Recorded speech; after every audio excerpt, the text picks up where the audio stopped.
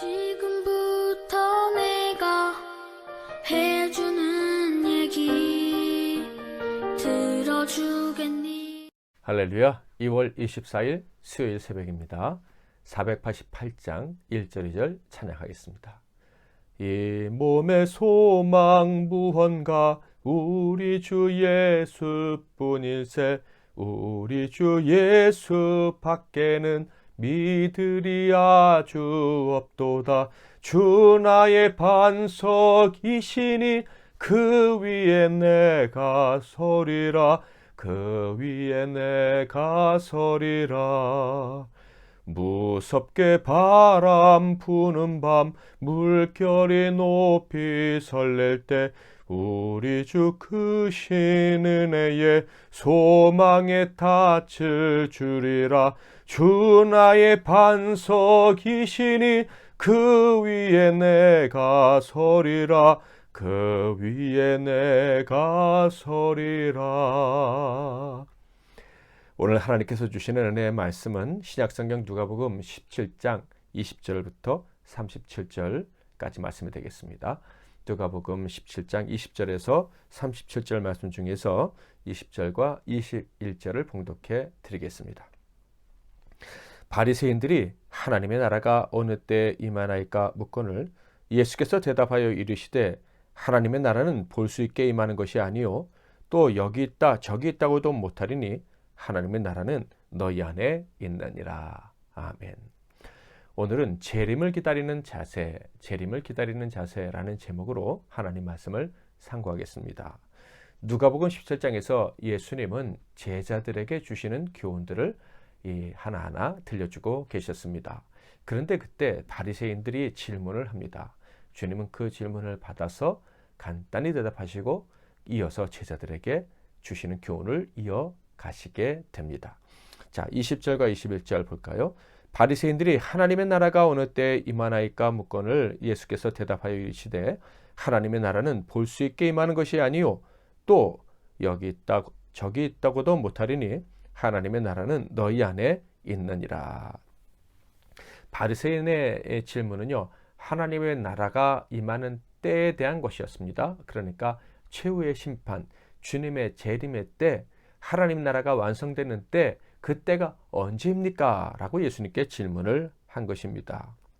이 질문에 대한 예수님의 대답은 간단했습니다. 때에 대한 질문은 무의미한 것이다 라는 것이죠.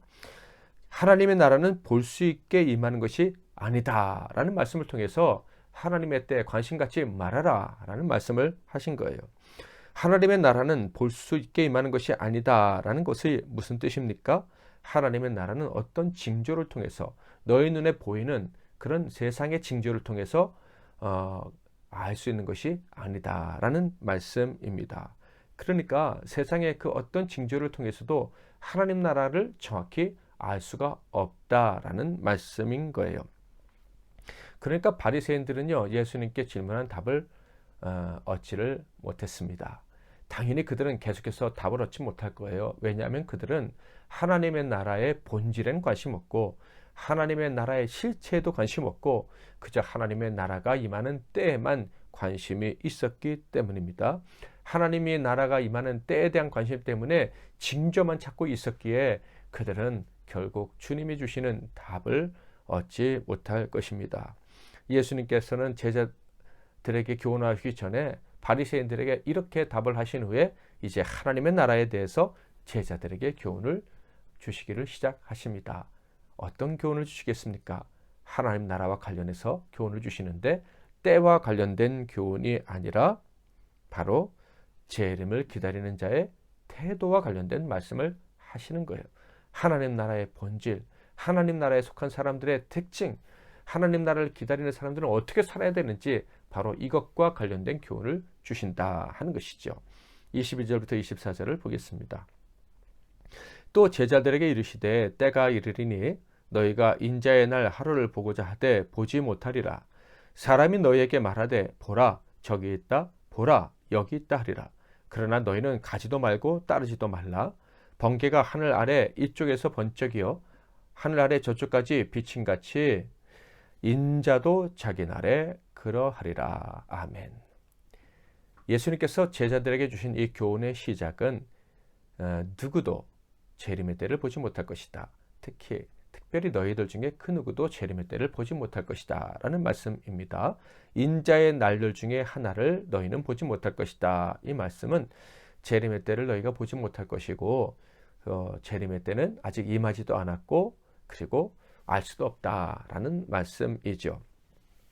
그러므로 주님은 이어서 말씀하시기를 재림의 때를 너희가 알 수 없는데 볼 수 있다고 결정난 것도 하나도 없는데 마치 볼 수 있는 것처럼 여기서 재림의 징조가 있다, 저기서 재림의 징조 있다라는 말을 쫓아다니면서 재림을 기다리려는 그런 일은 하지 말아라 하는 말씀을 하신 거예요. 재림의 때를 알려고 하는 어떤 노력도 무의미하다. 제자들은 그런 일을 할 필요가 없다라는 말씀을 하신 것입니다. 우리가 어렸을 때 이장님이라는 사람이 나와서 언제 휴가가 있다 이런 얘기 했고요. 그 이후로도 수많은 일들이 있었는데 제자라면 그런 일에 관심을 기울일 필요가 애초부터 없었던 것입니다. 만약에 우리가 그런 일이 있었다면 회개하시고요. 또 지금도 그런 징조를 찾아 헤매시는 분이 있다면 속히 회개하고 돌아오시기를 바랍니다. 그런 것은 주님의 제자가 할 일이 아니라 주님의 나라를 거역하는 바리새인 같은 사람들이 하는 거예요. 주님은요, 절대 사람이 예상하지 못하는 그때 재림의 날이 임할 것이다 라고 말씀하고 계십니다. 그러니까 사람들이 이것은 재림의 경고야 라고 느끼지 못할 때 주님이 오신다 라는 말씀입니다. 그러므로 재림의 때를 알려고 할 필요가 전혀 없는 거예요. 자, 그런데 21절에 보면 지금 우리가 들은 이 말씀과 조금 반대로 느껴지는 것 같은 말씀도 주님이 하셨다는 것을 알 수가 있습니다. 21절, 또 여기 있다 저기 있다고도 못하리니 하나님의 나라는 너희 안에 있느니라. 하나님 나라가 너희 안에 있다. 그럼 지금 이때 재림이 됐다 이런 뜻처럼 느껴지기도 합니다. 분명 주님의 임재 재림을 볼 수 없다고 하셨는데 너희 안에 있다라고 말씀하신 것은 무슨 뜻인가요? 하나님의 나라는 너희 손으로 잡을 만한 그 범위 안에, 하나님 나라는 아주 가까이 있다. 너희들이 아직 잡지는 못했을지 모르지만은 분명한 것은 너희가 잡을 거리 안에 있다. 이런 얘기예요.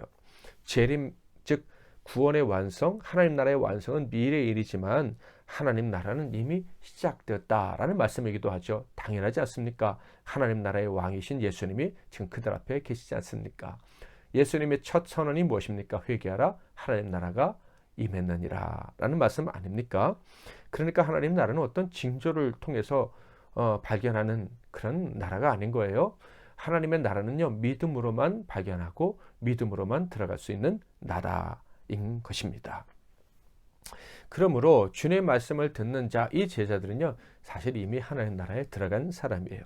그러니까 그들은 재림의 징조를 찾을 필요가 없어요. 특별히 두려워하면서 언제 심판의 날이 임하나, 심판의 날이 임하면 우리는 어떡하나, 이런 걱정을 하면서 그때를 계산하고 그때를 기다릴 필요가 하나도 없다 하는 거예요. 그때가 오면 우리는 영광스럽게 하나님 나라에 들어가게 됩니다. 왜? 이미 하나님 나라를 잡았으니까, 이미 하나님 나라에 속한 사람이 되었으니까 그 나라가 오면 영광스럽게 들어가면 되지, 그때 심판받아 지옥에 떨어질까 이런 염려를 할 필요는 전혀 없다 하는 것입니다. 이미 하나님 나라에 속한 저와 여러분은요, 재림의 날, 하나님의 나라에서 심판이 행해지는 그날 하나님과 분리될 가능성은 전혀 없습니다. 그러므로 때를 걱정하지 마시고 오늘 하나님 나라 백성답게 어떻게 살아야 되는가, 하나님 나라의 본질이 지금 내 삶에서 어떻게 구현이 되는가, 여기에만 관심을 두고 살아갈 수 있기를 축복합니다. 재림을 기다리는 저와 여러분은요, 그때를 알려는 노력은 필요 없습니다. 단지 하나님 나라 백성다운 삶을 살려는데 관심을 들고 노력을 하면 되는 거예요. 때가 아니라 실체에 관심을 갖는 저와 여러분이 되기를 바랍니다. 이미 임한 나라에 충성하시고 또 앞으로 임할 완성된 나라에서 하나님께 충성된 종으로 이미 인정받았으니 넌 들어와라 하는 그런 선포를 들을 기대를 하면서 살아가면 될 것입니다. 자, 그런데 완성된 그 나라, 그 주님의 재림의 그 때를 위해서 우리가 해야 될 일은 없을까요? 예수님은요, 그 나라를 위해 할 일이 남았다라고 분명히 말씀을 하십니다. 그러니까 때를 알 필요는 없지만 재림의 때를 위해서 준비는 해야 된다라는 말씀이에요. 25절. 그러나 그가 먼저 많은 고난을 받으며 이 세대에게 버림받아야 할지니라. 이 말씀 먼저 예수님 자신에 대한 말씀입니다. 예수님이 이 시대에 버림받습니다. 이 땅을 사랑하는 사람들에게 멸시와 천대를 받으시고 죽으시고 부활하심으로 하나님 나라를 이제 알리시고 하나님 나라가 있다는 것을 선포하게 될 것이고 그 나라에 들어가시게 될 것입니다. 마찬가지로 우리도 이런 준비를 해야 되는 거예요. 세상에 대한 사랑을 버리고 하나님 나라를 향한 사랑을 키워가는 저와 여러분이 되어야 할 것입니다. 우리도 준비해야 된다는 사실을 주님이 네 가지 이야기를 통해서 가르쳐 주십니다. 첫째로는 노아 홍수 이야기, 둘째는 소돔과 고모라 이야기, 그리고 두 개의 비유를 들려주심으로 그 나라를 위해 준비해야 된다라는 교훈을 주셨죠. 자, 먼저 노아의 방주 이야기는 26절, 27절에 기록되어져 있습니다. 노아의 때에 된 것과 같이 인자의 때에도 그러하리라.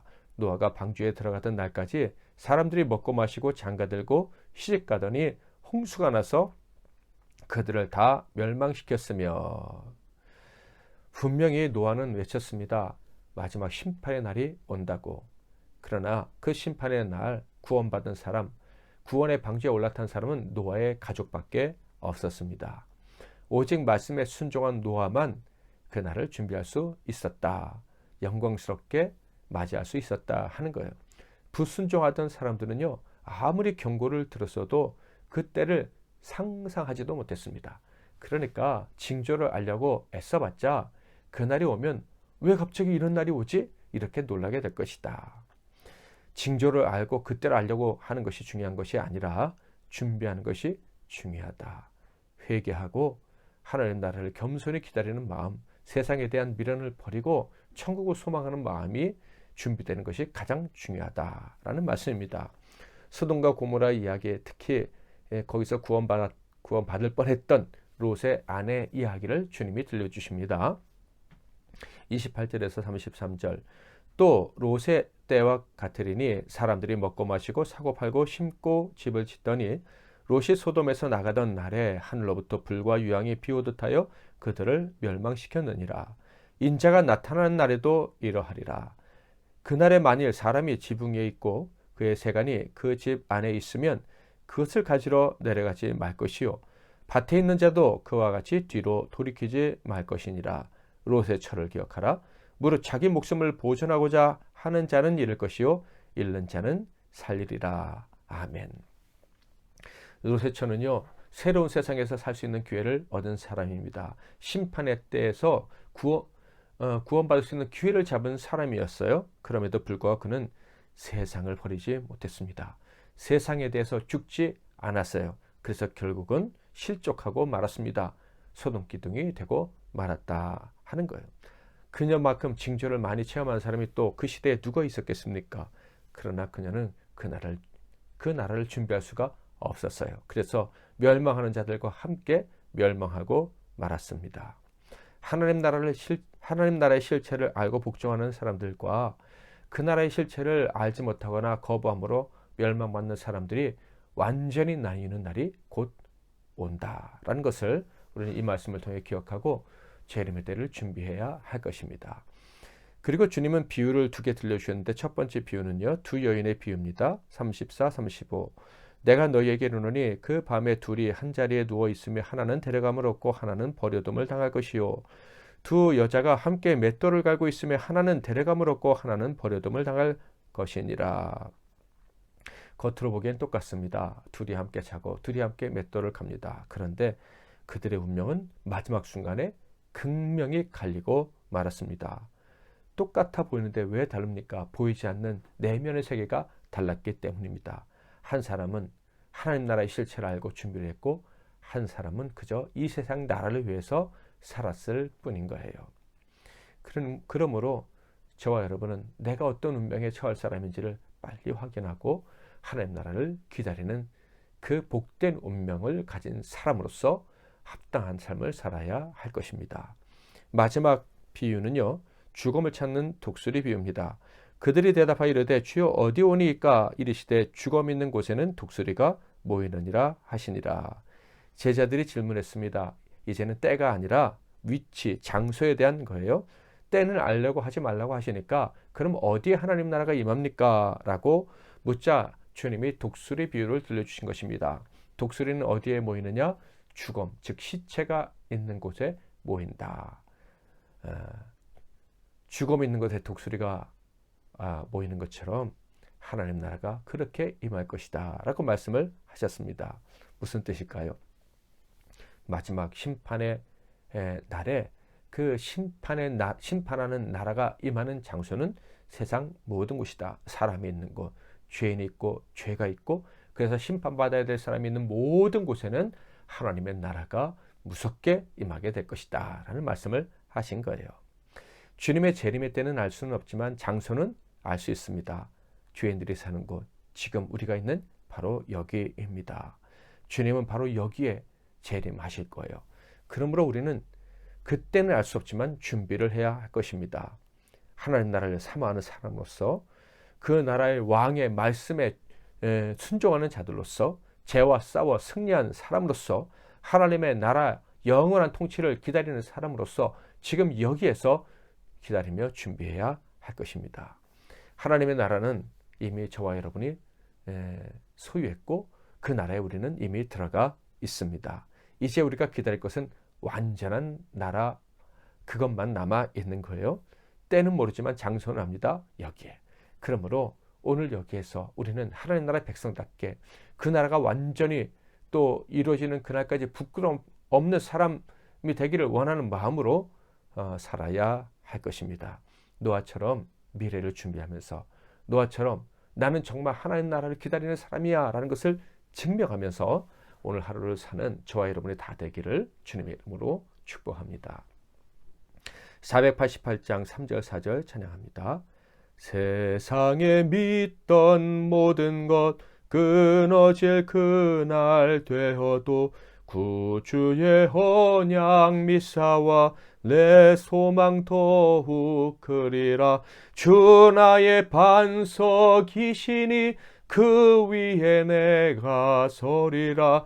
그 위에 내가 서리라.